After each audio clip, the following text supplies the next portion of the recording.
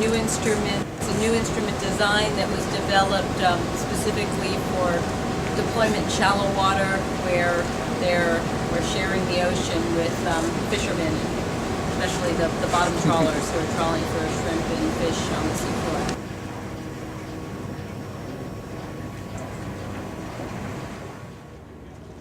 We were trying to put down between 10 and 15 of the sensors that are going in the shallowest water that are designed to be trawl resistant. So they're in the areas where there's high fishing, and so there's a risk of them being picked up by fishermen. So we wanted to minimize that risk by putting trawl covers over them to protect both our instrument and the fishermen's net. So would you say that, now that we're starting to head on back in, would you say our project out here was a success? I'd say it was a success. We have 15 instruments on the seafloor. 12 of them look like they're operating well. We'll see next year when we come back to pick up the data. We won't see any data until we come back to pick up the instruments, and right. At that time we'll really be able to tell. That's part of what makes science so exciting. But of course, whenever you do something that's never been done before, you run into problems that you hadn't thought of when you dreamed up the project. When you got shackles in the end that will go into the releases. When we send it a signal, it'll release that shackle, and this will drop toward the bottom. Being at sea, we couldn't just run down to the local hardware store and pick up an extra whatever. Our engineers and scientists did a really great job improvising fixes to the problems we encountered.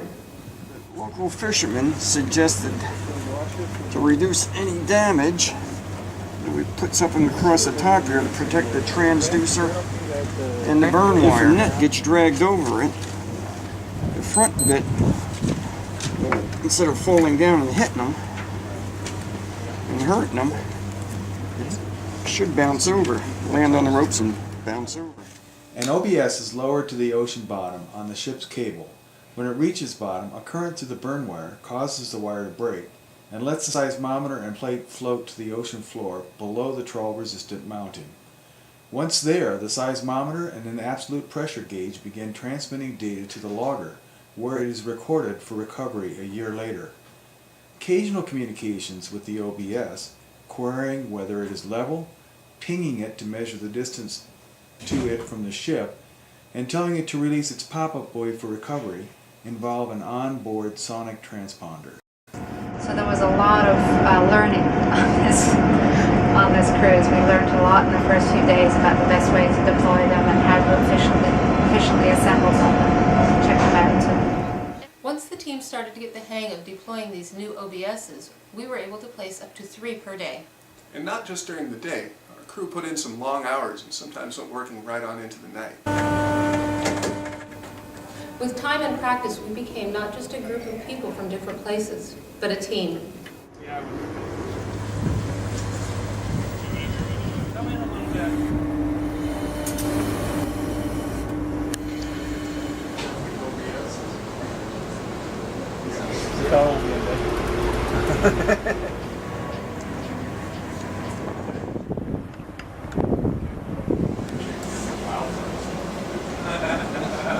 It's hard work.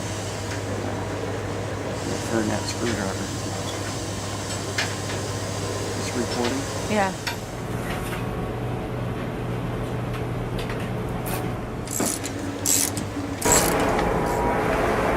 Keep it from swinging too much when you hoist it off the back end? Am I being interviewed on this one? Yes. There's no good place to put a slip line on the package, and so we're putting these on for runner lines.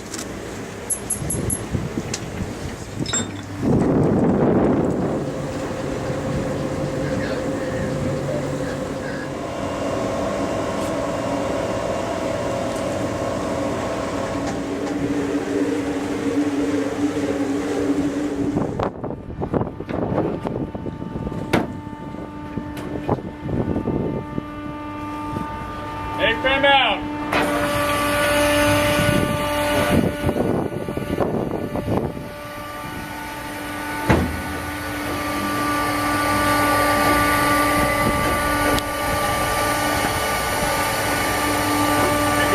tagline's out. Let's get him out of there.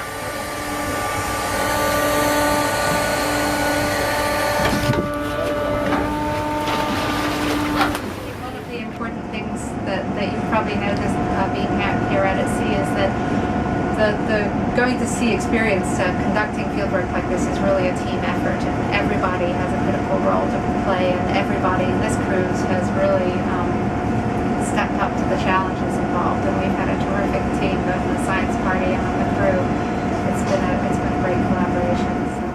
But eventually the scientists and engineers had to catch a little sleep. We ended up working in 2 shifts. One group doing deployments between noon and midnight, the other group keeping an eye on things and preparing for the next day's deployments between midnight and noon. But time on a research vessel is precious. During the late night shifts, we would go to a nearby site and do a completely different kind of research.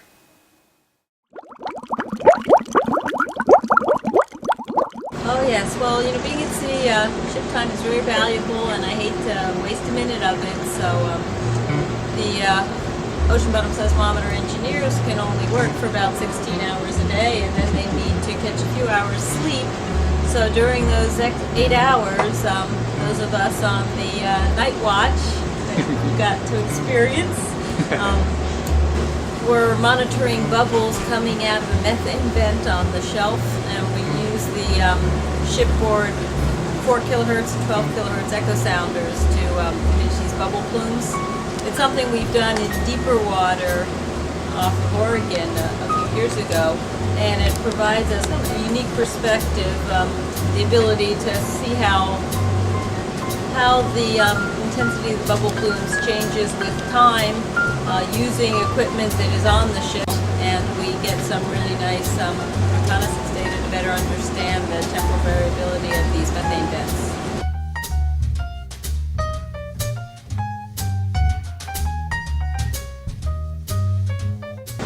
Does it look like we've gotten some pretty good info from the, some good data from the bubble survey? Yeah, I'm pretty excited about what we see.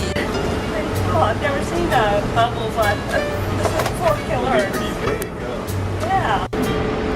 Awesome. I've seen something new tonight. I had never seen bubbles on 4 kilohertz data before, and they're definitely there. And I'm looking forward to contrasting it to events in the deeper water. In the deeper water, we saw some really sudden bursts of bubbles coming out, and we're not seeing that here. We're seeing a steadier stream, although there are more subtle changes with time. I'm going to see if those changes with time correlate with tidal changes. And we also do see correlations with biological activity that's also imaged acoustically. Where the bird is? No idea. He's like flopping around on the deck out there. One night, while engrossed in our methane hydrate survey, one of our crew, Assistant Bosun Patrick Breshers, brought a small bird that had dangerously landed on the back deck inside. You got that book? Yeah, it's right above you. A mirror? Bird? Is that? There. It's got the right kind of beak. Yeah, look right for a juvenile. It's probably a juvenile. After carefully watching the video a few times and consulting our bird guide, we discovered that our new friend is a Cassin's auklet.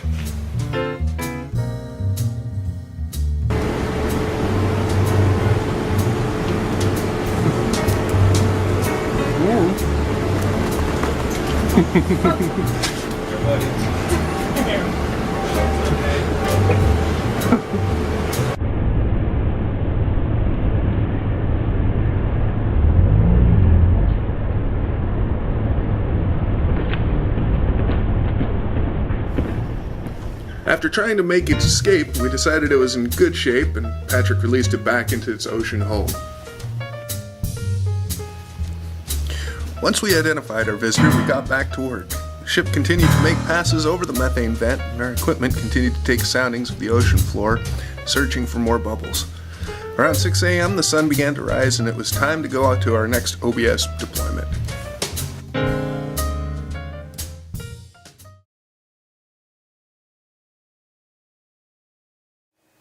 Of course, it wasn't all just hard work. Not only did I catch a couple of tuna, How many hours did it take to pull them in? 17! And he fought the whole way! But we were lucky enough to see all sorts of wildlife off the side of the boat. Got that?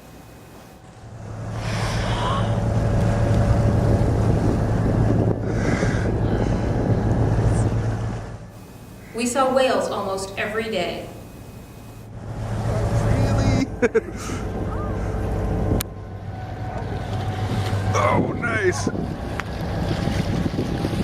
Wow, it's a pretty big pod. I saw Pacific white-sided and Risso dolphins.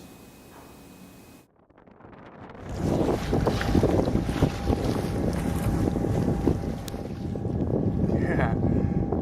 This friendly guy seemed to enjoy the clear water and blue skies almost as much as we did.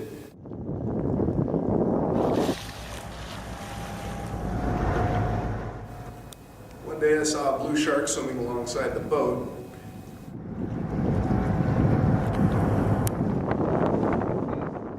And who can forget the sea lion we saw while returning to Newport Harbor? We also saw lots of other creatures that were a little more camera shy. Our final morning on the boat, I experienced the most amazing sunrise.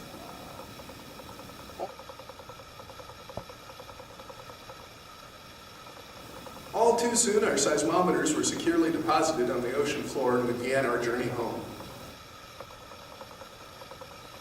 We were able to deploy 15 of the 16 seismometers by Sunday, July 31st, allowing us to come back to port a day earlier than expected. The initial prototype unit was brought home with us because it needed some refitting for it to be fully functional. As we traveled homeward, we enjoyed the sailor's prize of fair weather and a following sea. Soon we could see land in the distance as we started to clean up our rooms and workstations. We took some time to watch the land roll by.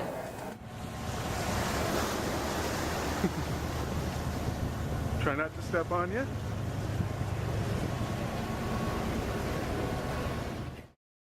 We pulled into Newport in the early afternoon. Sea lions greeted us near the first buoy, and as we approached the bridge over the harbor, we were passed by a multitude of fishing boats, tour boats, and small privately owned vessels. We tended the lines and then watched the crew secure us safely to the dock.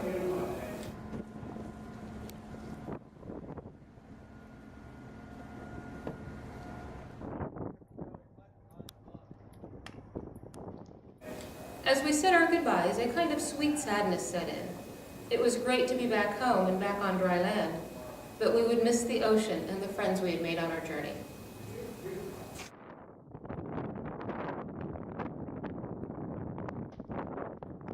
We were tired mentally and physically exhausted, but feeling good. We had just finished a great adventure. Now it was time to look forward to new adventures, other ports, and more explorations of our world.